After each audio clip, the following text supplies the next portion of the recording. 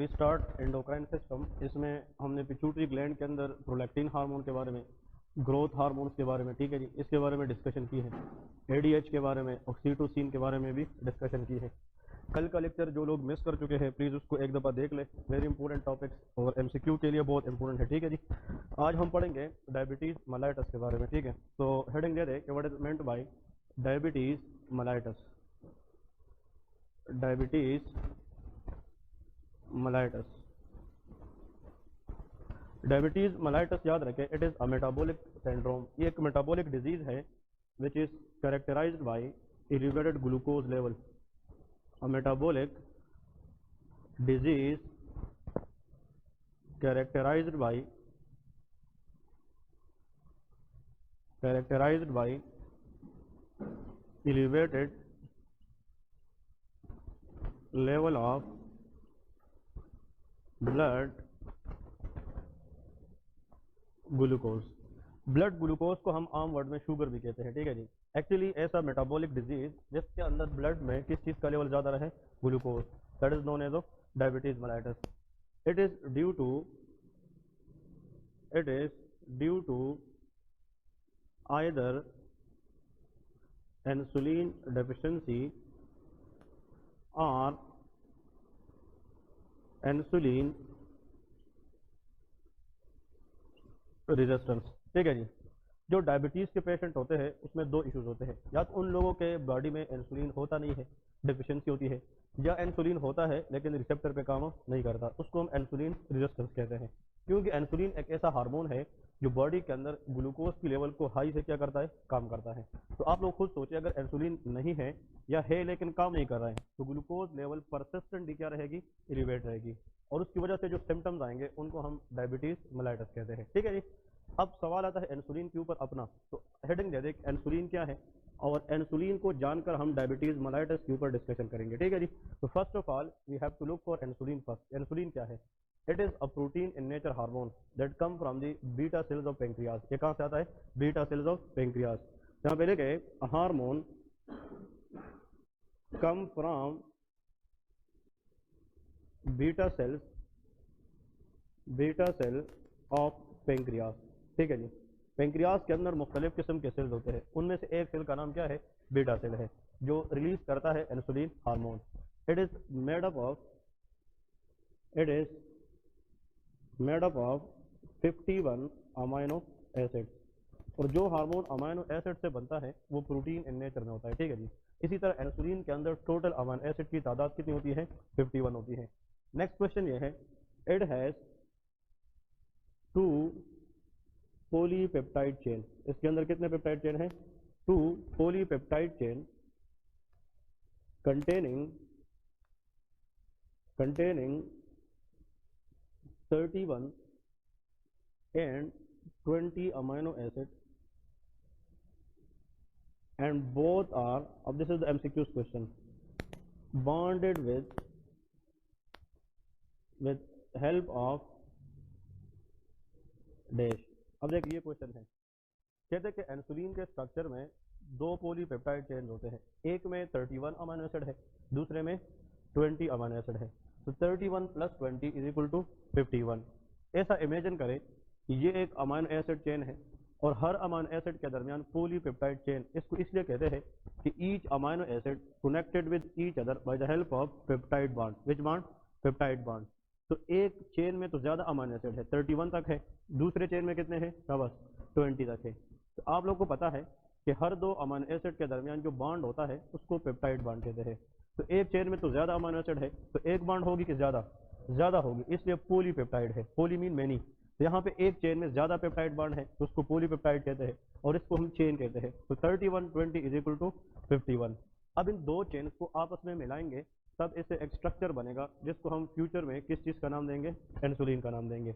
अब एमसीक्यूज ये है, ये दोनों चेन आपस में बॉन्डेड है, they are attach with the help of sulphur. किसके जरिए? सल्फर। लेकिन मैंने दोनों चेन के दरमियान सिंगल सल्फर ड्रा किया, डबल, मतलब एक सल्फर ये है और एक ये है, इसको हम डाई सल्फाइड बॉन्ड कहते हैं। क्या कहते हैं? Die sulphide.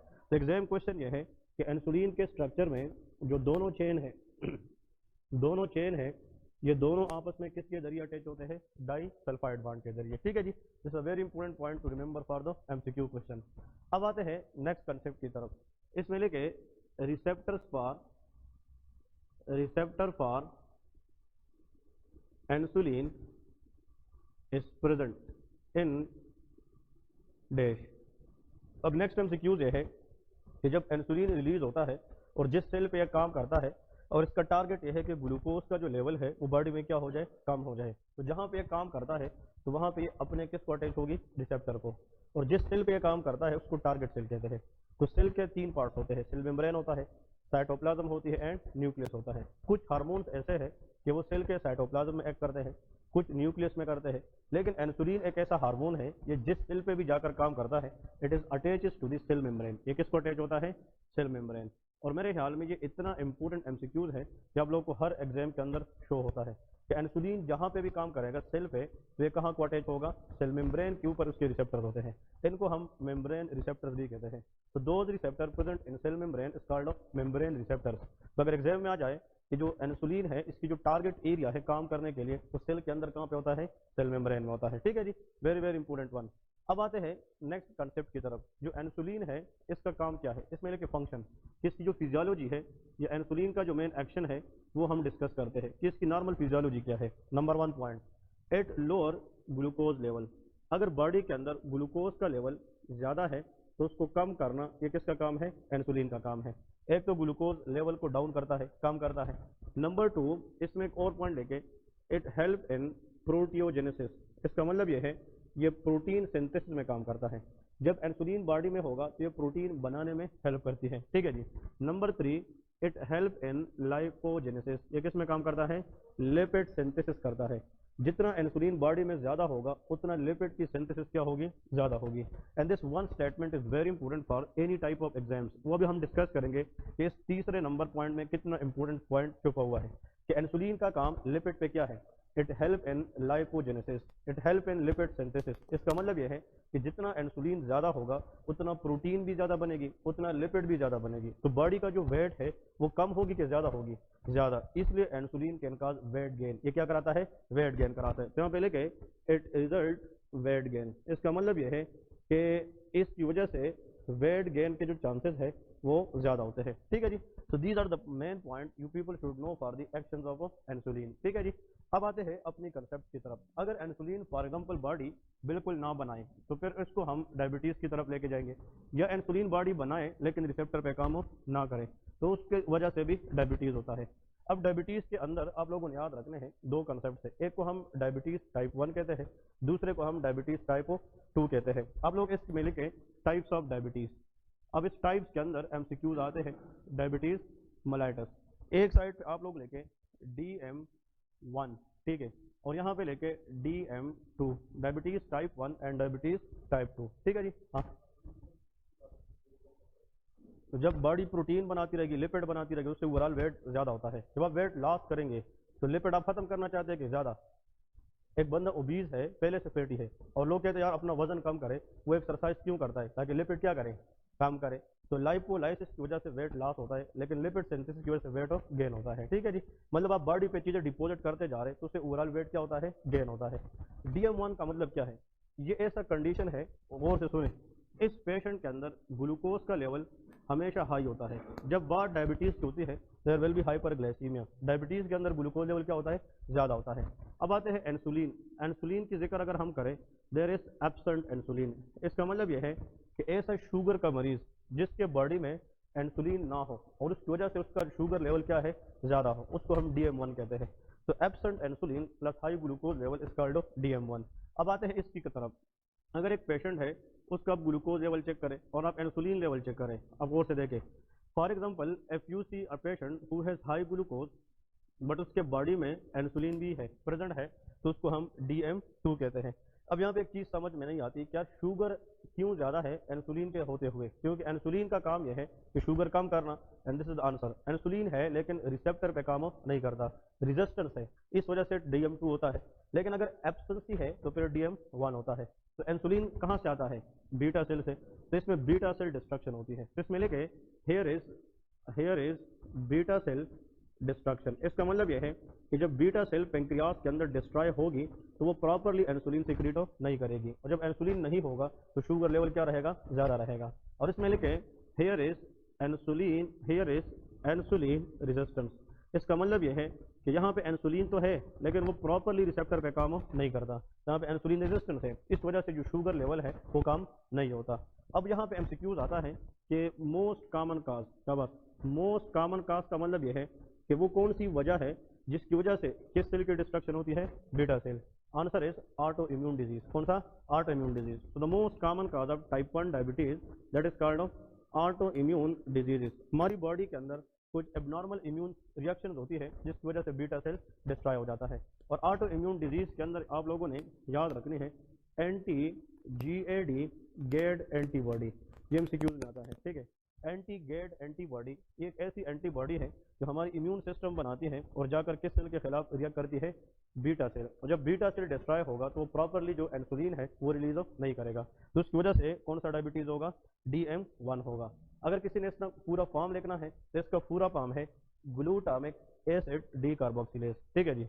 So anti GAD का मतलब glutamic acid decarboxylase antibody. This is the leading cause of beta cell destruction and that will result DM1।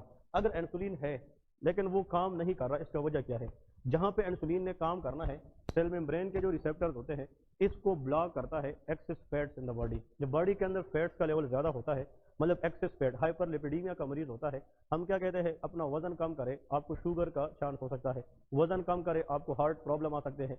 तो एक्सेस फैट्स जो होते हैं वो इंसुलिन को काम करने नहीं देते। तो the leading cause of insulin resistance is obesity. क्या होता है, ओबेसिटी होता है। तो आप लोग इसमें लेके मोस्ट कॉमन काज, अगर DM2 के बारे में किसी ने काज के बारे में पूछा है तो प्लीज याद रखें जो मोस्ट कॉमन काज है DM2 के अंदर कि ऐसी चीज जो इंसुलिन को रिसेप्टर पे काम करने नहीं देती, उसका लीडिंग काज क्या होता है, ओबेसिटी होता है, एक्सेस फैट्स होती है। तो एक्सेस फैट्स है वो इंसुलिन को काम करने से रोकती है, ठीक है जी। नेक्स्ट पॉइंट आप लोगों ने याद रखना है, बीटा सेल डिस्ट्रक्शन की एक वजह जेनेटिक म्यूटेशन भी होती है। मतलब कुछ लोग ऐसी है कि जिसको माँ बाप से ऐसी जीन आती है कि वो बीटा सेल को डिस्ट्रॉय करती है। तो मतलब ये लोग जो होते हैं इनको डायबिटीज अर्ली होगी कि लेट होगी, अर्ली। मतलब आजकल देखे 10 साल की उम्र में, 8 साल की उम्र के बच्चों को डायबिटीज होता है। So those diabetes which present early in the life 90% they are type 1 diabetes. और जो लेट इन द लाइफ होता है वो क्या होता है, टाइप 2 डायबिटीज। इसलिए इस टाइप 1 डायबिटीज को अर्ली प्रेजेंट होने की वजह से जुविनाइल डायबिटीज कहते हैं। क्या कहते हैं, जुविनाइल डायबिटीज। जुविनाइल का मतलब अर्ली एज में, ठीक है जी। और जो डायबिटीज बाद में आती है तो DM2 को हम बुक के अंदर एडल्ट ऑनसेट डायबिटीज कहते हैं। क्या कहते हैं, एडल्ट ऑनसेट डायबिटीज। क्योंकि एक बंदा है उसको जब फैट्स बढ़ते हैं वो ओबीज होता है तो उसकी एज ऑलमोस्ट 30+ होती है। तो इसका मतलब यह है इसकी जो इंसिडेंस है या अकोरेंस है, इंसिडेंस, तो प्लीज याद रखें वो लेस देन 30 ईयर एज में, मतलब यंगर एज के अंदर डायबिटीज कौन सी होती है, टाइप 1। और इसमें अगर आप लेंगे तो it is usually present after the age of 30। तो मतलब ये एडल्ट ऑनसेट ऑफ डायबिटीज होती है। तो टाइप 1 जो है वो अर्ली आता है और जो टाइप 2 है वो फिर लेट प्रेजेंट होता है, ठीक है जी। अब यहाँ पे 2 पॉइंट याद रखना है। HLA का नाम सुना है कि नहीं, ह्यूमन ल्यूकोसाइट एंटीजन। मतलब जिस बंदे में HLA के अंदर प्रॉब्लम आता है तो HLA DR3, कौन सा, HLA DR3, इस जीन के अंदर म्यूटेशन की वजह से किस सेल की डिस्ट्रक्शन होती है, बीटा सेल। तो फिर उन बच्चों के अंदर जिंदगी में अर्ली लाइफ के अंदर डायबिटीज के चांसेस ज्यादा होते हैं, ठीक है जी। अब आते हैं नेक्स्ट पॉइंट की तरफ, इसके लिए कॉम्प्लिकेशन। अगर हम टाइप 1 डायबिटीज को टाइम पे ट्रीट ना करें प्रॉपरली या इसकी शुगर लेवल को सही तरीके से टाइट कंट्रोल ना करें तो इन बच्चों में क्या हो सकता है। There is a very very important topic we will discuss now, that is called diabetic ketoacidosis. DKA का नाम सुना है कि नहीं। तो DKA आप लोग हॉस्पिटल में बहुत सारे पेशेंट के अंदर देखते हैं। Diabetic ketoacidosis the most common complication of type 1 diabetes. अब ये हम डिस्कस करेंगे डिटेल से, यार DKA टाइप 1 में होता है टाइप 2 में क्यों नहीं होता, वो हम डिस्कस करेंगे। इसमें नहीं होता क्योंकि जेनेटिक एसोसिएशन सिर्फ टाइप 1 के साथ होता है, टाइप 2 में जेनेटिक एसोसिएशन नहीं होता है, ठीक है जी। तो नेक्स्ट पॉइंट आप लोगों ने याद रखना है।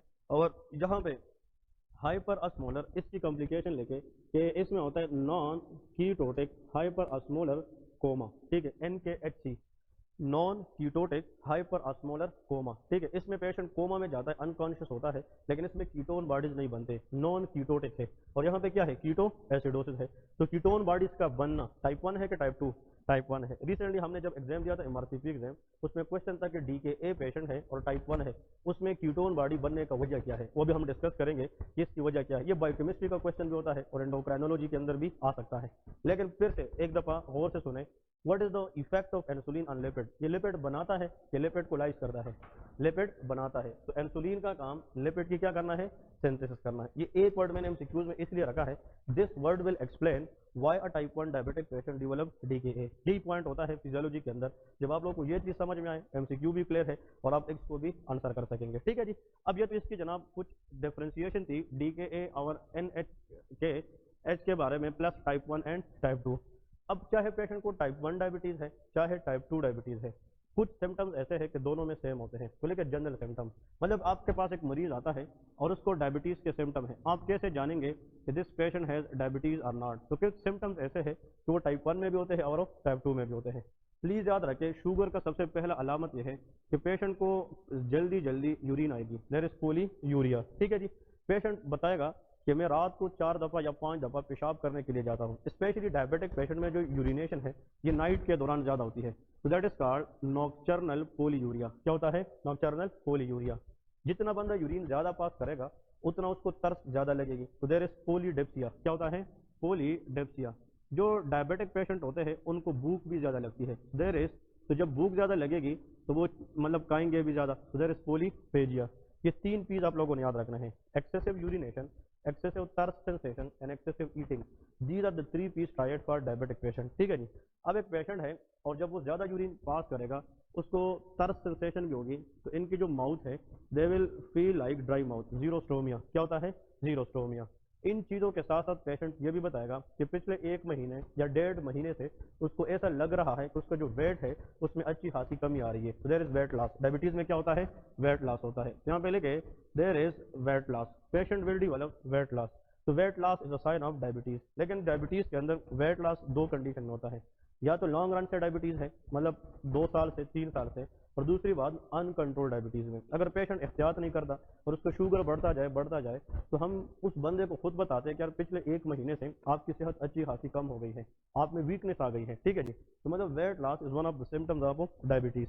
इसके बाद ये जो नेक्स्ट पॉइंट है ना, ये पॉइंट आप लोगों को याद रखने हैं, लेकिन ये 3 चीज हमने डिस्कस करने हैं, पोलीयूरिया, पोलीडेप्सिया एंड पोलीफेजिया। अब इन 3 चीज़ों के साथ अगर किसी मरीज की एज 30 प्लस है और उसका थोड़ा सा हेल्दी मतलब ओबेसिटी भी दिख रही है, तो आप उसका ब्लड शुगर कराएं, ब्लड शुगर टेस्ट कराएं।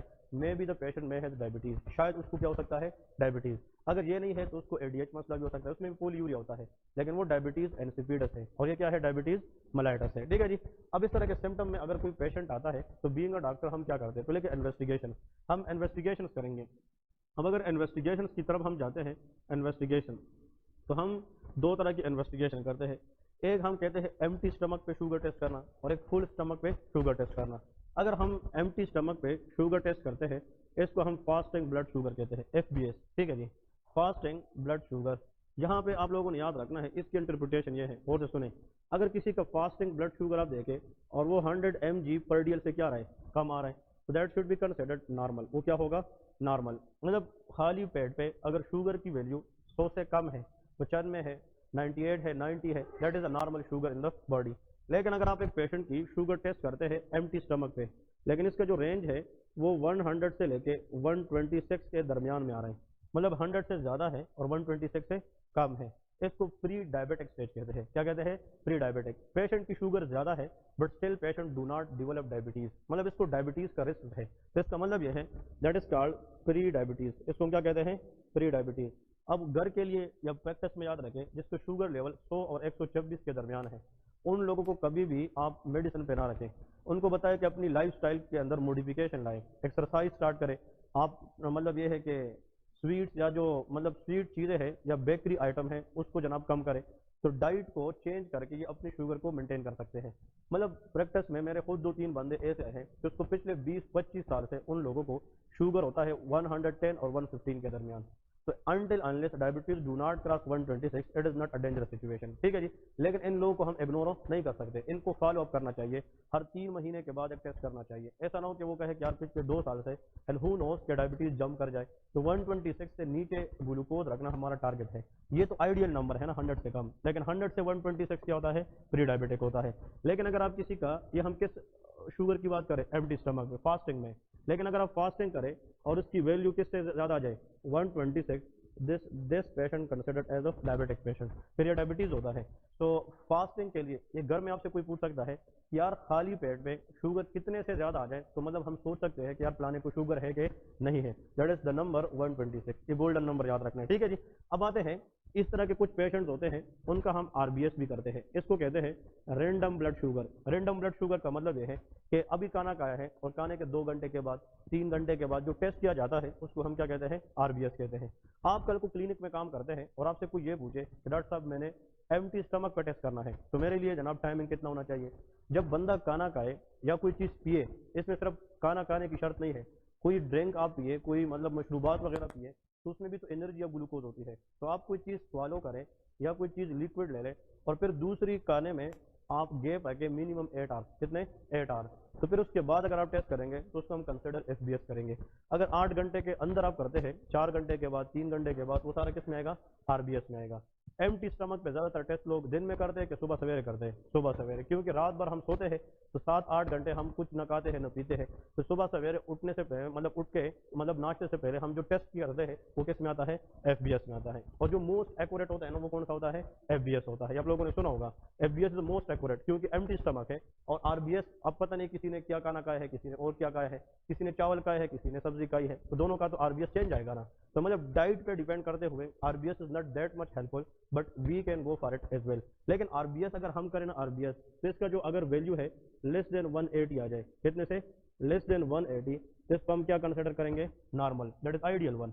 लेकिन कुछ लोग होते हैं उसका जो नंबर है वो 180 और किसके दरमियान आता है, 200 mg पर डीएल, तो उसको प्री डायबिटिक कहते हैं, that is called pre diabetic, समझ रहे कि नहीं। लेकिन अगर आप फुल स्टमक पे खाना खाने के बाद किसी का शुगर टेस्ट करें और वो 200 से ज़्यादा आ जाए, किसी से 200 से ज़्यादा आ जाए, तो इसको हम फिर क्या कहेंगे, डायबिटीज कहेंगे, समझ गए कि नहीं। तो these are the test you people should know how to interpret diabetic presentation, ठीक है जी। ये पॉइंट्स आप लोगों ने याद रखना है। इसके बाद नेक्स्ट क्वेश्चन की तरफ जाते हैं। कुछ लोग होते हैं वो कहते हैं कि डॉक्टर साहब मेरे लिए वो टेस्ट करें जिसमें मैं पिछले 3 मंथ की स्टेटस चेक करूँ, वो HbA1c होता है। क्या होता है, HbA1c। तो इसके नीचे आप लोग एक और टेस्ट लिखे, उस टेस्ट का नाम होता है HbA1c, ये नाम सुना है कि नहीं। इसके बारे में एमसीक्यूज में आता है, this is the test which is done to see the status of 3 month sugar, मतलब 3 महीने की शुगर स्टेटस को चेक करने के लिए हम कौन सा टेस्ट करते हैं, HbA1c करते हैं, ठीक है जी। और जो HbA1c है इसमें आप लोगों को याद रखना है ये लेस देन 6.5 मिलीमोल होना चाहिए, लेस देन 6 मिलीमोल पर लीटर, इससे कम होना चाहिए। अगर ये 7 क्रॉस कर जाए तो फिर ये पिछले 3 महीने से उसका शुगर जो है वो बढ़ता जा रहा है, ठीक है जी। तो fasting blood sugar, random blood sugar और एक HbA1c करते हैं। और एग्जाम में आता है कि HbA1c will read the status of blood sugar for how many months, answer is 3 months. ये 3 मंथ स्टेटस हमें बताता है, ठीक है जी। तो अगर आप लोगों ने साइड पे लिखना है कि ये हमें 3 महीनों का स्टेटस बताता है ब्लड शुगर की। फिर अगर एक पेशेंट है आप उसकी मजीद टेस्टिंग करना चाहें तो आप यूरिन मतलब यूरिन शुगर भी चेक करते हैं। यूरिन के अंदर भी ग्लूकोज यूरिया होता है, जब ग्लूकोज का लेवल ज़्यादा हो जाए तो फिर यूरिन में जाता है। देखिए नेफ्रॉन के मुख्तलिफ पार्ट्स होते हैं हमारे बॉडी में, जब शुगर का लेवल नॉर्मल है, all sugar in the body filter in the kidney, लेकिन जब किडनी फिल्टर करती है, मुझे ये बताए, this is called Bowman capsule, ये बताए ना। फिर इसके बाद PCT, प्रॉक्सिमल कन्वोल्यूटेड ट्यूब्यूल, फिर यहाँ पे लूप ऑफ हेनले, फिर इस तरह DCT कलेक्टिंग डक्ट्स। सवाल ये है ब्लड में अगर कौन सी चीज़ आ जाए, ग्लूकोज, तो जब ग्लूकोज फिल्टर हो जाए इस पार्ट को हम PCT कहते हैं। क्या कहते हैं, PCT। कितना परसेंट शुगर फिल्टर होता है, 100, और 100% शुगर जो है ये वापस ब्लड में आता है किस पार्ट से, PCT। ये भी एग्जाम में आता है कि PCT is the area way reabsorb 100% sugar. लेकिन आपको ये पता होना चाहिए कि इस PCT की रीअब्जॉर्ब करने की एक कैपेबिलिटी है। अगर आप शुगर की लेवल डबल से बढ़ाए तो जितना ये रीअब्जॉर्ब कर सकता है वो तो हो जाएगा, लेकिन जो ज़्यादा रहेगा यहाँ पे वो फिर किधर जाएगा, यूरिन में जाएगा। तो यूरिन के अंदर शुगर का आना इनडायरेक्टली मतलब यह है कि ब्लड में शुगर का लेवल क्या है, वो ज़्यादा है। ठीक है जी, तो हम यूरिन के अंदर भी ग्लूकोज चेक करते हैं।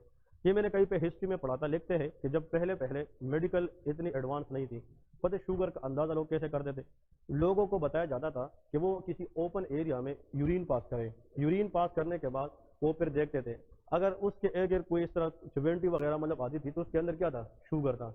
तो फिर लोग कहते इस बंदे के अंदर शुगर है। ये जब पहले पहले बिल्कुल एंशियंट टाइम में मेडिसिन एडवांस थी नहीं, लैब नहीं थे, टेक्निक्स नहीं थी, लेकिन आजकल जो है बहुत टेक्निक्स आ गई है। तो आप लोगों ने यहाँ से स्टार्ट लेना है FBS से, फिर RBS पे जाना है, HbA1c को देखना है और यूरिन के अंदर भी शुगर देखना है। ठीक है जी, अगर आपने कंफर्म कर दिया कि एक पेशेंट है उसको शुगर है तो फिर आप इसको मैनेज भी करेंगे। तो लेकिन मेडिकेशन, इसके अब मेडिकेशन बहुत इंपॉर्टेंट है। मेडिकेशन पढ़ेंगे कि शुगर के मेडिसिन कौन कौन से हैं और हम किस पेशेंट को कौन कौन सी चीज़ों दे सकते हैं। ठीक है जी, इसमें कोई क्वेश्चन है तो पूछे शाबाश। ओके, मेडिकेशन के अंदर आप लोगों ने याद रखना है, हाँ क्या टेस्ट। ओके, अगर आप किसी का FBS करें और किसी का 126 से ज़्यादा है तो यू डू नॉट से it is a diabetes proper. Diabetic range ज़रूर है, लेकिन आप उसका 2 दिन बाद एक और टेस्ट करें। मतलब ये कि आप उसको कहें कि अपना डाइट पे थोड़ा कंट्रोल करें, कंट्रोल करने के बाद भी अगर उसका शुगर 126 से प्लस आ रहे हैं तो 3 ओकेजन पे अगर ये बढ़ जाए तो फिर उसको हम डायबिटीज़ कहते हैं। ठीक है जी, यहाँ पे लेके मेडिकेशन के बारे में कि अभी यहाँ पे हम डिस्कस करते हैं कि कौन कौन सी मेडिकेशन हम दे सकते हैं। पहले तो आप लोगों को याद रखना है, अगर किसी को टाइप 1 डायबिटीज़ है तो उसमें किस चीज़ की कमी है, इंसुलिन। तो उसको हम बाहर से इंसुलिन शॉट लगाते हैं, इंसुलिन इंजेक्शन देते हैं। अब इंसुलिन के कुछ नाम आप लोगों ने याद रखने हैं। कुछ इंसुलिन होते हैं जिसको हम कहते हैं लिस्प्रो, ये इंसुलिन का नाम है, लिस्प्रो इंजेक्शन आते हैं। एक का नाम है फॉर एग्जाम्पल ग्लूलीसीन, ठीक है, ग्लूलीसीन, ठीक है। एक का नाम है स्पार्ट, एक क्या होता है, स्पार्ट। ये इंसुलिन के डिफरेंट नाम होते हैं, एग्जाम में आते हैं। सर अब मैं बताता हूँ कि एग्जाम के लिए कौन सी चीज़ याद रखना है। फिर एक और इंसुलिन आता है, इसको हम कहते हैं NPH, कौन सा, NPH। और एक इंसुलिन होता है that is known as humulin, कौन सा, ह्यूमुलिन, ह्यूमुलिन R, ठीक है। और एक होता है डेटिमर, डेटिमर एंड ग्लार्गिन, ग्लार्गिन। ये सारे के सारे इंसुलिन के नाम होते हैं।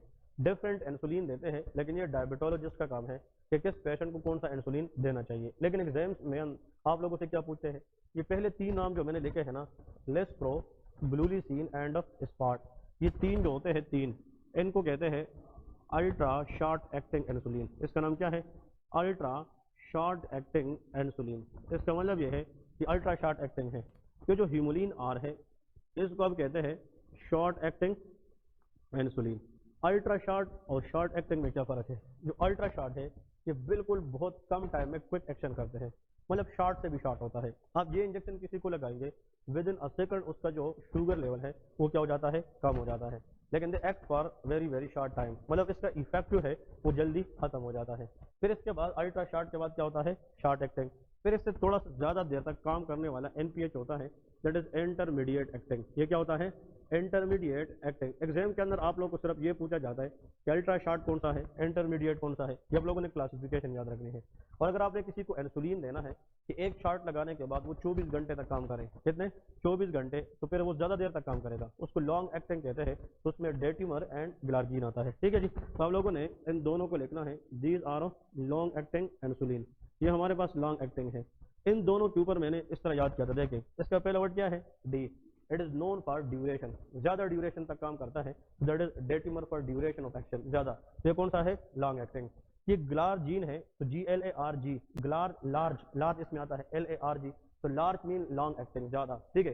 तो glargine is large acting, long acting है, और डी फॉर ड्यूरेशन है। तो ये दोनों लॉन्ग एक्टिंग है, ये 3 अल्ट्रा शॉर्ट एक्टिंग है, ये शॉर्ट एक्टिंग है और ये इंटरमीडिएट एक्टिंग है। ठीक है जी, ये हम डिफरेंट कंडीशन में देते हैं। एक पेशेंट है उसका एकदम ग्लूकोज लेवल एब्रप्टली बहुत ज़्यादा हो गया, तो आप उसको ऐसा इंसुलिन लगाए कि कम टाइम में काम करे, लेकिन क्विकली शुगर लेवल क्या करें, कम करें। लेकिन अगर एक पेशेंट 2 साल 3 साल से डायबिटिक पेशेंट है और उसने रोज एक शॉट लगानी है तो उसको हम किस पे रखते हैं, लॉन्ग एक्टिंग पे रखते हैं। ठीक है जी, तो long acting for stable patient होते हैं, short acting, ultra short acting ये transient abrupt elevation of glucose में देते हैं। ठीक है जी, मतलब ये इमरजेंसी वगैरह में ज़्यादा यूज होता है। अब इसके बाद नेक्स्ट पॉइंट ये है कि जो इंसुलिन है ये हमेशा लगाया जाता है सब क्यूटेनियस रूट से। किस रूट से, सब क्यूटेनियस। आप लोगों ने देखा होगा घरों में भी जिसको इंसुलिन लगाया जाता है, तो घरों में जो फीमेल होती है वो मेडिकल पर्सनल होती भी है, फिर भी उनको ट्रेन किया जाता है, किसी मतलब बूढ़े को डायबिटीज है तो उसके स्किन के नीचे इंसुलिन लगाता है। तो इसका जो बेस्ट रूट है ना, बेस्ट रूट इंसुलिन लगाने का जो बेस्ट रूट है वो कौन सा होता है? शाबाश, दैट इज कॉल्ड सबक्यूटेनियस। इसका मतलब यह है कि अंडर द स्किन, स्किन के नीचे लगाई जाती है। लेकिन एक्सेप्ट का मतलब यह है, एक केस ऐसा है जिसमें हम इंसुलिन आईवी लेते हैं, वो DKA में देते हैं, क्योंकि diabetic ketoacidosis is a complication, it is a emergency. उसमें हम ऐसे रूट से इंसुलिन देंगे कि उसकी बायो अवेलेबिलिटी कितनी हो? 100%, और वो जल्दी काम करे। तो फिर DKA पेशेंट के अंदर हम सबक्यूटेनियस रूट देंगे कि आईवी? हम आईवी देंगे, that is intravenous. So majority of insulin goes by subcutaneous except in DKA patient where we give insulin in the IV route। ठीक है जी। और यहाँ पे MCQs भी आता है कि अगर आप DKA पेशेंट में किस रूट से इंसुलिन देंगे? बस IV, तो ज्यादातर ह्यूमुलिन आर देते हैं, शॉर्ट एक्टिंग देते हैं, ह्यूमुलिन आर। ठीक है, ह्यूमुलिन इज इंसुलिन। तो इसका मतलब यह है कि शॉर्ट एक्टिंग हम IV देते हैं, लेकिन साथ में इसी के साथ देखा जाता है कि इतना ज्यादा शॉर्ट भी ना लगाए कि ग्लूकोज लेवल नॉर्मल से भी क्या हो जाए? कम। And hypoglycaemia can cause death because brain consume glucose for every second. अगर आप ग्लूकोज ड्रास्टिकली कम करें तो उससे पेशेंट में अनकॉन्शियसनेस के चांसेस ज्यादा होते हैं। ठीक है जी, तो ये पॉइंट इंपॉर्टेंट है। अब अगर आप इंसुलिन की सुई लगाएंगे तो उससे कुछ साइड इफेक्ट्स तो भी होंगे। तो लेकिन what are the side effects of insulin injection? अगर आप इंसुलिन इंजेक्शन लगाते रहे तो उसकी साइड इफेक्ट्स एग्जाम के अंदर please all the time remember in the MCQ। The most common side effect of insulin is hypoglycaemia. क्या होता है? हाइपोग्लाइसीमिया। लोग कहते हैं कि अगर एक पेशेंट शुगर का मरीज है और उसको हॉस्पिटल लाया गया है बेहोशी की हालत में, तो समझ जाइए कि उसने इंसुलिन शॉट ज्यादा लगाई है, जिसकी वजह से ग्लूकोज लेवल ड्रास्टिकली क्या हो चुका है? कम। The most common side effect of insulin that is called hypoglycaemia, वो हाइपोग्लाइसीमिया होता है। ठीक है जी। नंबर 2 इसमें लेके, जब आप इंसुलिन ज्यादा देर तक लगाते रहेंगे it can cause weight gain. ये क्या कराता है? वेट गेन कराता है। तो आप लोगों ने ये भी याद रखना है, that can cause weight gain, it leads to weight gain. और number 3 it can cause lipodystrophy. ये क्या करा सकता है? लाइपोडिस्ट्रोफी। इसका मतलब यह है कि जब आप इंसुलिन शॉट लगाते हैं तो जहां पे आप इंजेक्शन लगाते हैं ये वहां पे लिपिड की जो डिरेंजमेंट है वो कराता है। तो मतलब जहां पे आपने इंजेक्शन दी है उस जगह पे इस तरह एलिवेशन बनता है, लिपिड उस जगह पे इकट्ठे हो जाते हैं। इसलिए इंसुलिन शॉट हमेशा एक जगह पे नहीं लगाई जाती। अगर आज आप इंसुलिन जहां पे लगाएंगे, कल पेट में लगाएंगे, परसों इस साइड पे लगाएंगे, मतलब एक साइड पे लगाने के बाद 3 से 4 दिन आप उस जगह पे दोबारा इंसुलिन नहीं लगा सकते। वहां पे बाल लाइक स्ट्रक्चर बनते हैं, क्योंकि वहां पे लिपिड की जो डिपोजिशन है वो ज्यादा हो जाती है। ठीक है जी, दैट इज कॉल्ड लाइपोडिस्ट्रोफी। तो insulin shot should be given at different sides of the body to prevent which side effect? Lipodystrophy. लेकिन डरना किस चीज से है? The most important is hypoglycaemia. ठीक है जी, ये पॉइंट्स आप लोगों ने याद रखने हैं। अब यहाँ पे एक पॉइंट आप लोगों ने MCQs में याद रखना है नोट में, कि एंडोजीनियस, एंडोजीनियस का मतलब होता है इनसाइड। ठीक है, endogenous insulin always release very important C peptide. ये नाम सुना है कि नहीं? इसका मतलब यह है कि जब बीटा सेल इंसुलिन बनाता है तो साथ में कौन सी चीज बनती है? C peptide. ये एक प्रोटीन होता है जो हमें यह बताता है कि इंसुलिन अंदर से बन रहा है। जब इंसुलिन बीटा सेल में बनता है ना, इंसुलिन का जो सबसे पहला फॉर्म होता है, the very very inactive form of insulin, that is pre pro insulin. क्या होता है? Pre pro. ये जो प्री प्रो इंसुलिन है ये किस में कन्वर्ट होता है? प्रो इंसुलिन में। और MCQs ये है कि जब प्रो इंसुलिन से प्रॉपर क्या बनता है? इंसुलिन। तो प्रो इंसुलिन से एक मॉलिक्यूल रिलीज होता है जिसको क्या कहते हैं? सी पेप्टाइड कहते हैं। So when pro insulin convert into insulin proper it also release the C peptide. अब इससे MCQs किस तरह आता है? एक मरीज है, उसका इंसुलिन लेवल ब्लड का बहुत ज्यादा है, और आप ये सोच रहे हैं यार ये इंसुलिन उसने बाहर से ली है या बॉडी ने खुद बनाई है? समझ रहे कि नहीं? तो हम उसके साथ किस चीज का टेस्ट करेंगे? C peptide. अगर इंसुलिन के साथ इक्वली सी पेप्टाइड भी ज्यादा है तो फिर इंसुलिन कहाँ से आया है? अंदर से, that is endogenous, beta cell से आया है। और इंसुलिन अगर एबनॉर्मली बहुत ज्यादा आ जाए it may be a cancer of beta cell, that is insulinoma. किसके अंदर? इंसुलिनोमा।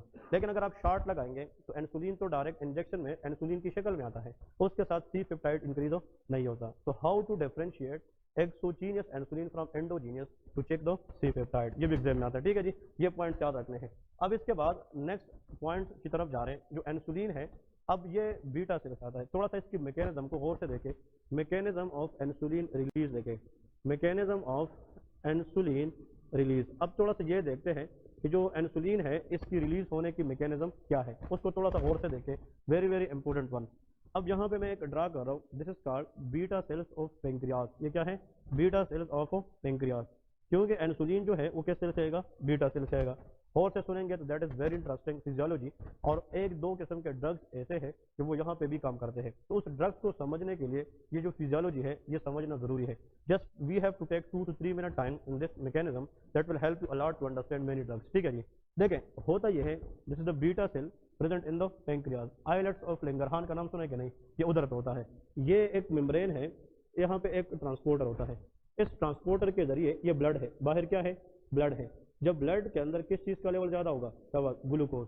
This is hyperglycaemia. उसको क्या कहते हैं? हाइपरग्लाइसीमिया। ब्लड में जब ग्लूकोज का लेवल ज्यादा होता है तो फिर ये ग्लूकोज बाहर से ब्लड से किस सेल में आना शुरू करता है? Beta cell. Please focus on the topic. ठीक है, वेरी वेरी इंपॉर्टेंट वन। सवाल ये है कि ये जो ट्रांसपोर्टर है इस पर किस चीज की एंट्री हो गई है? ग्लूकोज। इसलिए इसका नाम रखा गया है GLU, स्टैंड फॉर ग्लूकोज। और इसके जरिए एंटर हुआ है तो T फॉर ट्रांसपोर्टर है। लेकिन ये ट्रांसपोर्टर जरूरत के वक्त पे ग्लूकोज सेल से ब्लड को भी दे सकता है और ब्लड से सेल को भी देता है। तो एक डायरेक्शन है कि दो, इसलिए इस ट्रांसपोर्टर का नाम GLUT2 है। ग्लूट क्या है? 2। तो ये भी एक MCQs बन गया फिजियोलॉजी में कि glucose transporter in the beta cell is present which type? GLUT1 2 3 4। Answer is GLUT2। इस पे बाई डायरेक्शनल फ्लो होती है। ग्लूकोज एंट्री भी होती है, ग्लूकोज एग्जिट भी होता है। ठीक है जी, उसका नाम क्या है? ग्लूकोज ट्रांसपोर्टर 2 उसको हम कहते हैं। अब सवाल यह है, जब ग्लूकोज अंदर आता है, गौर से सुनेंगे, वेरी वेरी इंपॉर्टेंट। यहाँ पे दिस इज हेयर, इस मेम्ब्रेन के अंदर जहाँ पे एक और चैनल होता है, this is called potassium channel. उसका नाम क्या है? पोटाशियम चैनल होता है। और यहाँ पे एक और चीज है, यहाँ पे कैल्शियम चैनल होता है। क्या होता है? कैल्शियम। ठीक है, कैल्शियम चैनल भी होता है। अब सवाल यह है, द मोस्ट इंपॉर्टेंट वन। ठीक है जी, होता यह है कि फॉर एग्जाम्पल कि जब ग्लूकोज अंदर आता है, इंपॉर्टेंट यह है, इंपॉर्टेंट मैं इसी को नहीं छेड़ता, मोस्ट इंपॉर्टेंट हम क्या डिस्कस करेंगे? Potassium channel. अब सवाल यह है, पोटाशियम की ई फ्लक्स होती है, ये बाहर जाता है, समझ रहे कि नहीं? क्योंकि potassium is high inside the cell, ये सेल के अंदर ज्यादा होता है। Cells are potassium bag, cells क्या होते हैं? Potassium bag. अब सवाल यह है, द मोस्ट इंपॉर्टेंट पॉइंट, और से सुने, जब ग्लूकोज अंदर आता है इट अंडरगो एरोबिक रेस्पिरेशन। इसमें क्या होता है? Aerobic respiration. ग्लाइकोलिसिस होता है, Krebs cycle electron transport chain. ये किस सेल के अंदर होता है? Beta cell. और जब एरोबिक रेस्पिरेशन होगी तो एट द एंड क्या बनेगी? ATP। ATP is energy, adenosine triphosphate. फिर से सुने, जब ब्लड में ग्लूकोज का लेवल क्या था? ज्यादा। GLUT2 के जरिए वो ग्लूकोज किस में एंट्री करा? Beta cell. बीटा सेल में that glucose undergo aerobic respiration और इससे क्या बना? ATP। और जब ATP एनर्जी आ गई तो इस एनर्जी की वजह से पोटाशियम का बाहर जाना क्या हो गया? ब्लॉक हो गया। क्या हो गया? ब्लॉक हो गया। गौर से सुने, जब पोटाशियम बाहर नहीं जाएगा, इस पोटाशियम की रिटेंशन से पॉजिटिव चार्ज ज्यादा होगी सेल में कि कम? ज्यादा होगी। और पॉजिटिव का मतलब डीपोलराइजेशन है। क्या है? डीपोलराइजेशन। और जब सेल डीपोलराइज होगा तो इट विल एक्साइट या इनहिबिट? एक्साइट होगा। और इस बीटा सेल के अंदर पहले से उसने क्या बना है? शाबाश, इंसुलिन बना है, क्योंकि insulin synthesize in the beta cell. तो जब आप पोटाशियम को अंदर रिटेन करेंगे, डीपोलराइजेशन को बढ़ाएंगे, तो सेल एक्साइट होगा कि inhibit?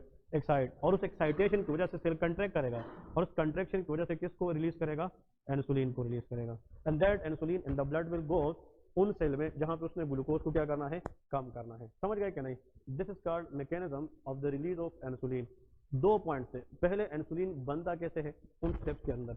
Pre pro insulin convert into pro insulin, pro insulin convert into insulin proper. लेकिन ये स्टेप्स किस सेल के अंदर होते हैं? Beta cell. अब बीटा सेल को कैसे पता चलेगा कि मैंने इंसुलिन ब्लड को देना है? ये तब देगा जब किस चैनल को ब्लॉक करे? पोटाशियम।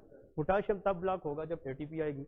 ATP जनरेट तब होगी जब बाहर से ग्लूकोज, और ये ग्लूकोज भी बाहर से तब आएगा जब उसका लेवल क्या हो? तो जब ग्लूकोज ज्यादा होगा तो इवेंचुअली क्या रिलीज होगा? ताकि ये ब्लड में जाकर उसका लेवल क्या करे? कम कर सके। ठीक है जी, तो this is the point you people should know for the good knowledge. क्या आप लोग को पता होना चाहिए कि यार इंसुलिन की जो रिलीज है वो बीटा सेल से किस तरह होती है। ठीक है जी, तो यहाँ पे पोटाशियम की बाहर जाने को हम इनहिबिट करेंगे, पोटाशियम ई फ्लक्स को इनहिबिट करेंगे, तब इंसुलिन रिलीज होता है। और ये इंसुलिन क्या करेगा? ये फिर जाकर 2 जगहों पे काम करता है, स्केलेटल मसल सेल पे और एडिपोज टिश्यूज पे। कहाँ पे? Skeletal muscle cell and adipose tissue. अब इसको थोड़ा सा गौर से देखें, ये सेल है adipose tissue, those tissue which store the fats that called adipose tissue. या स्केलेटल में एडिपोज टिश्यू, और किस की बात कर रहा हूँ? स्केलेटल मसल सेल की मैं बात कर रहा हूँ। वेरी वेरी इंपॉर्टेंट वन, गौर से सुने। इन दोनों जगहों पे इनकी सेल में जो रिसेप्टर है उसका नाम GLUT4 होता है। क्या होता है? GLUT4। ये एग्जाम में आता है। GLUT2 बीटा सेल में होता है, GLUT4 एडिपोज टिश्यू और स्केलेटल मसल सेल में होता है। अब सवाल यह है, गौर से सुने, इंसुलिन का काम ग्लूकोज को बढ़ाना है कि कम करना है? कम करना है। Anyone can guess, anyone in the class can guess how insulin will decrease glucose level? Glucose level अपने आप से पूछे कैसे कम होगा? इंसुलिन क्या करेगा जिससे ग्लूकोज की लेवल ब्लड में क्या हो जाएगा? कम हो जाएगा। जहन एक ये कहता है कि इंसुलिन उस ग्लूकोज को बॉडी से बाहर फ्लश करेगा। अगर आप ग्लूकोज को स्टूल के जरिए, यूरिन के जरिए बाहर निकालेंगे तो उसका लेवल क्या हो जाएगा? कम हो जाएगा। लेकिन एक सेंटेंस में लिखने वाला हूँ, it's a very golden sentence in diabetes, insulin will decrease high sugar in the blood. कैसे? ये जो इंसुलिन है ये adipose tissue skeletal muscle cell में जाता है और किस ट्रांसपोर्टर पे एक्ट करता है? GLUT4 पे। और ये GLUT4 पे एक्ट करके किस चीज की एंट्री को बढ़ाता है? ग्लूकोज। ये ग्लूकोज को डालता है ब्लड से लेके किस चीज में? एडिपोज टिश्यू में और स्केलेटल मसल में। अब यहाँ पे एक सेंटेंस को गौर से सुने, न कि इंसुलिन ने ग्लूकोज को बॉडी से बाहर निकाला, इंसुलिन ने ग्लूकोज को ले लिया ब्लड से और एडिपोज टिश्यू स्केलेटल मसल के अंदर डाल दिया। तो ये तो सेल के अंदर चला गया, तो ब्लड में उसका लेवल क्या हो गया? कम हो गया। That is how insulin decrease glucose in the blood. तो एग्जाम में एक सवाल आता है और इस बुक में भी लिखा है कि हाउ इंसुलिन डिक्रीज ग्लूकोज। एक सेंटेंस बोलने जा रहा हूँ, गौर से सुनिए, ठीक है कि गलत है? इंसुलिन इंक्रीजेस, हाँ जी, insulin increases the uptake of glucose into adipose tissue. इसका मतलब यह है कि ये ग्लूकोज को लेकर इसकी अपटेक बढ़ाता है किस सेल के अंदर? एडिपोज टिश्यू, ताकि उसका लेवल ब्लड में कम हो जाए। ठीक है जी, ये एमसीक्यूज है। अब इस अपटेक के लिए इस इंसुलिन को किस पे काम करना होगा? GLUT4। और इस GLUT4 की तरफ ज्यादातर आने वाली चीजें क्या है? एक्सेस फैट्स है बॉडी में। तो जो लोग ओबीज होते हैं, फैटी होते हैं, उसकी एक्सेस फैट्स जो होती है वो किसको सराउंड करती है? GLUT4। तो अगर उन लोगों में GLUT4 के बाहर फैट्स आ गई, फिर भले बीटा सेल से क्या रिलीज हो जाए? इंसुलिन, तो वो काम कर सकेगा? नो। तो इंसुलिन भी होगा लेकिन फिर भी शुगर लेवल कम नहीं होगा। इसको इंसुलिन रेजिस्टेंस कहते हैं, and that is the case of type 2 diabetes. वो क्या होता है? Type 2 diabetes. मैं फिर से एक दफा रिपीट कर रहा हूँ, कुछ 2-3 बंदे ब्लड है, प्लीज सुने। ये जो इंसुलिन है इसका काम ग्लूकोज को बॉडी से जाया नहीं करना, इसने ग्लूकोज को ब्लड से लेकर किस में डालना है?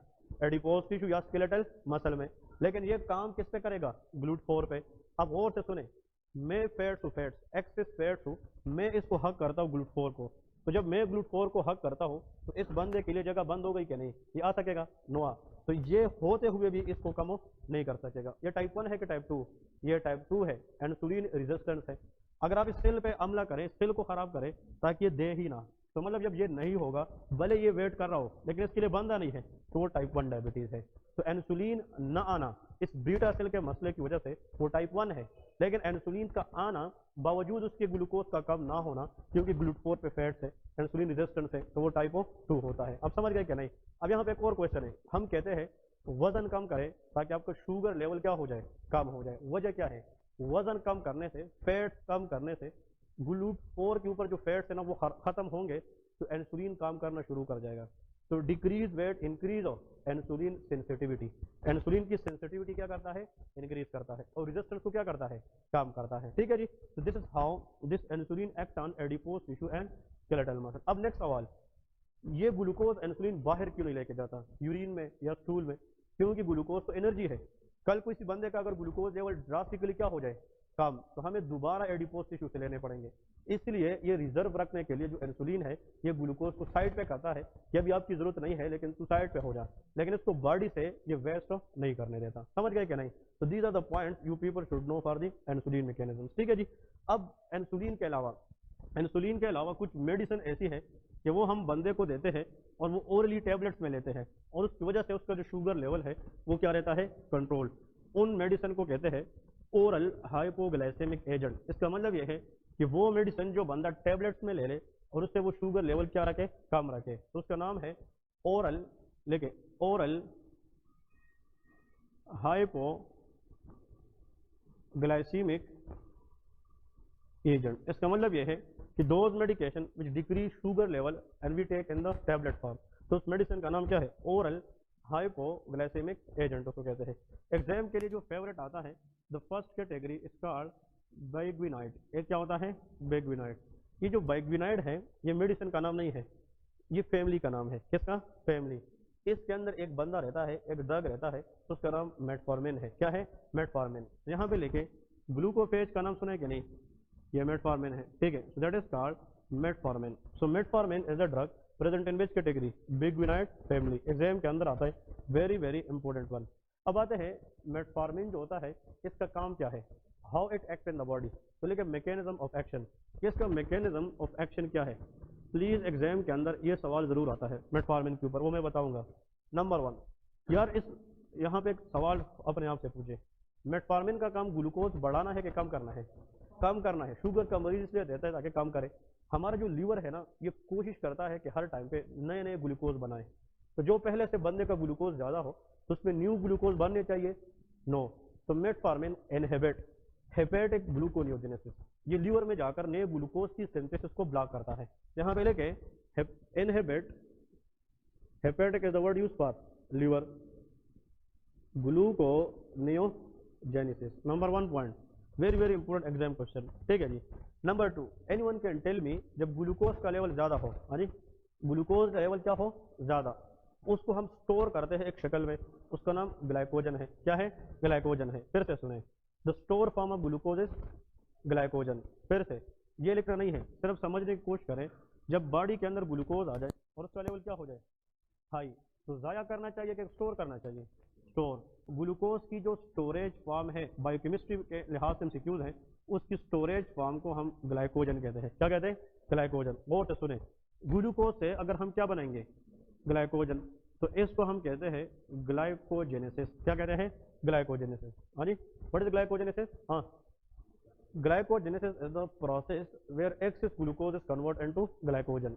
अब एक बंदा है, 3 दिन से उसने खाना नहीं खाया, प्रोलॉन्ग स्टारवेशन में चला गया है, तो उसका ग्लूकोज लेवल क्या हो गया? कम। अब वो बाहर से ले नहीं रहा और बॉडी को ग्लूकोज चाहिए, तो फिर ये स्टोर हम दोबारा किस में कन्वर्ट करेंगे? ग्लूकोज में। समझ रहे कि नहीं? तो इस ग्लाइकोजन को बनाएंगे कि तोड़ेंगे? तोड़ेंगे, ताकि इससे दोबारा क्या बने? ग्लूकोज। ग्लाइकोजन की तोड़ को हम ग्लाइकोजीनोलाइसिस कहते हैं। समझ रहे? लाइसिस का मतलब ब्रेक डाउन, जेनेसिस का मतलब फॉर्मेशन। तो ग्लाइकोजन बनाना ग्लाइकोजेनेसिस है, ग्लाइकोजन को तोड़ना ग्लाइकोजीनोलाइसिस है। अब गौर से सुनेंगे, शाबाश। मेटफॉर्मिन यहाँ पे बहुत गेम खेलता है लीवर के अंदर। तो पेशेंट का शुगर लेवल क्या है? डायबिटिक पेशेंट ज्यादा है, शाबाश। Anyone in the class after think for a while, do not jump directly. Metformin glycogenesis को एक्टिवेट करेगा या इनहिबिट करेगा, और ग्लाइकोजीनोलाइसिस को एक्टिवेट करेगा, इनहिबिट। इधर देखिए, ये दोनों प्रोसेस लीवर में होते हैं ना, तो लीवर के अंदर ग्लाइकोजन बनता है, तो उसका नाम क्या है? ग्लाइकोजेनेसिस। और से सुने, लीवर के अंदर हम ग्लाइकोजन को तोड़ते भी है, तो उसका नाम क्या है? ग्लाइकोजीनोलाइसिस। समझ रहे? ग्लाइकोजीनोलाइसिस। अब यहाँ पे इनहिबिट और एक्टिवेट करना है, ये मेटफॉर्मिन का मैकेनिज्म ऑफ एक्शन बन जाता है। मेटफॉर्मिन अपने आप से पूछिए, उसका काम ग्लूकोज कम करना है कि ज्यादा करना है? कम करना है। बॉडी में ग्लूकोज कम करना है। गौर से सुने, शुगर का मरीज है, उसका ग्लूकोज पहले से क्या है? ज्यादा है। तो मेटफॉर्मिन का काम इधर क्या करना है? कम। तो वो चाहेगा कि ज्यादा से ज्यादा ग्लूकोज किस में कन्वर्ट हो? ग्लाइकोजन, ताकि यहाँ पे कमी आ जाए। तो इट विल एक्टिवेट ग्लाइकोजेनेसिस। समझ गए? मेटफॉर्मिन चाहेगा कि ज्यादा ग्लाइकोजन बने ताकि ग्लूकोज का लेवल क्या हो जाए? कम हो जाए। तो ग्लाइकोजेनेसिस को इनहिबिट करेगा कि एक्टिवेट? एक्टिवेट करेगा, एक्सेलरेट करेगा। लेकिन गौर से सुने, मेटफॉर्मिन कभी भी नहीं चाहेगा कि ग्लाइकोजन तोड़े।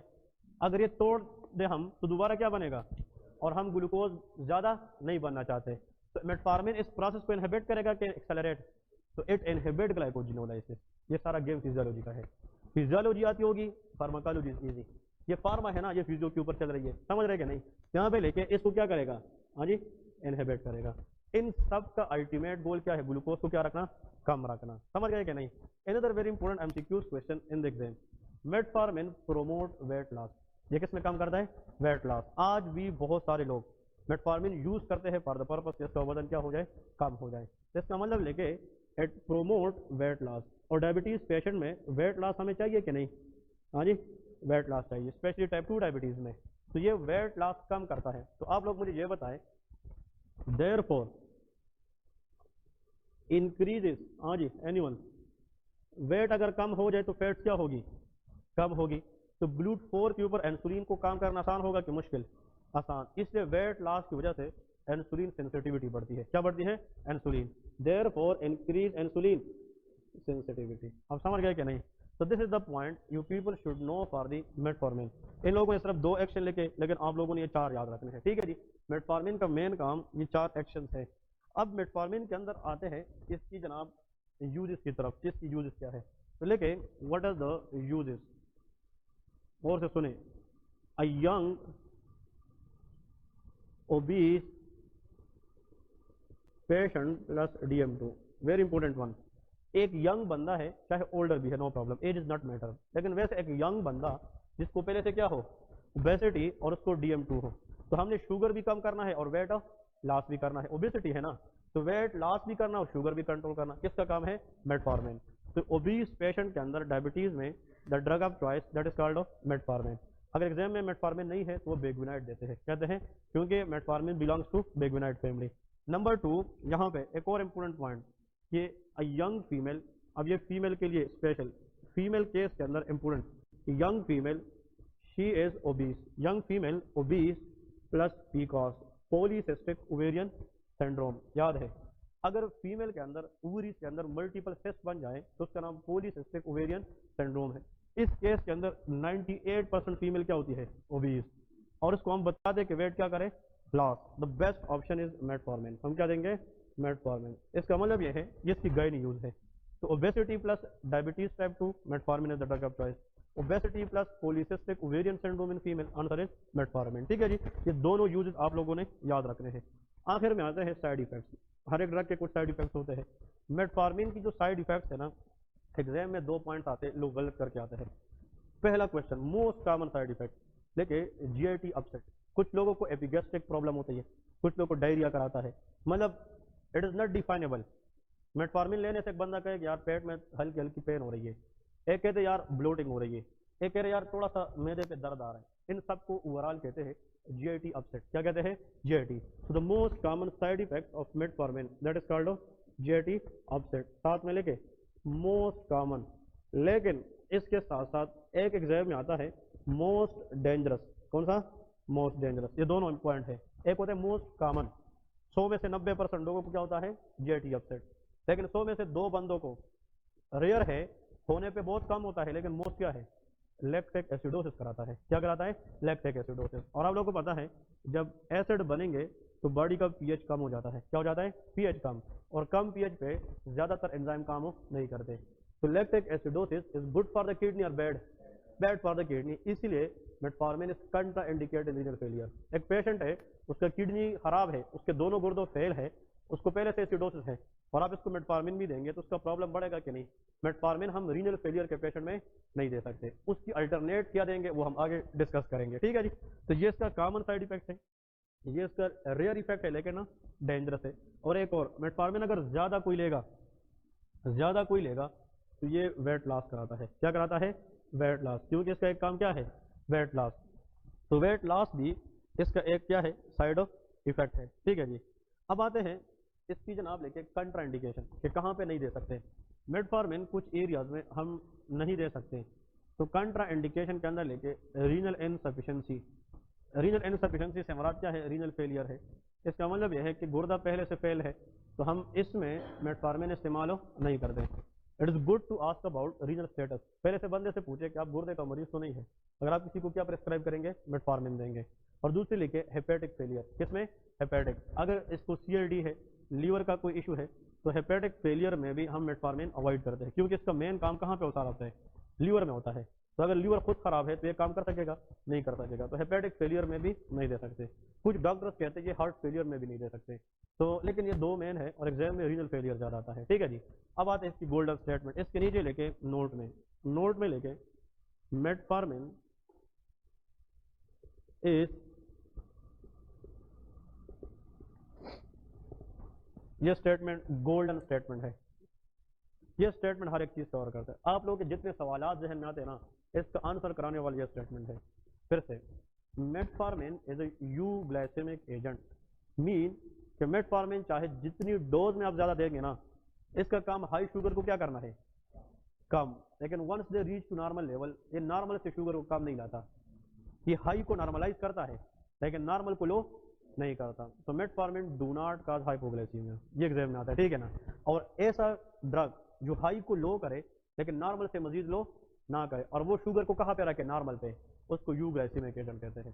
तो आप लोग इसको ऐसा भी लिख सकते हैं, metformin do not cause hypoglycaemia.